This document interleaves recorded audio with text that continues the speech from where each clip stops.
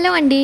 పిండి కలిపేటప్పుడు ఆయిల్ వేయకుండా, పాలు, పెరుగు ఇలాంటివి ఏమీ వేయకుండా చపాతీలు పూరీలాగా పొంగాలంటే ఒక చిన్న టెక్నిక్ అండి. ఆ టెక్నిక్‌ని యూజ్ చేసి చపాతీలు గనక వేస్తే పూరీల కన్నా కూడా చాలా సాఫ్ట్‌గా పొంగుతాయి. ఇప్పుడు నేను చూపించబోతున్న ఈ టెక్నిక్‌ని ఫాలో అయ్యి గనక చపాతీలు చేస్తే లేయర్స్ లాగా వస్తాయి. అంటే పొరలు పొరలుగా ఉంటాయి. నోట్లో పెట్టుకోగానే వెన్నలాగా కరిగిపోతాయి. చాలా మృదువుగా ఉంటాయండి ఈ చపాతీలైతే.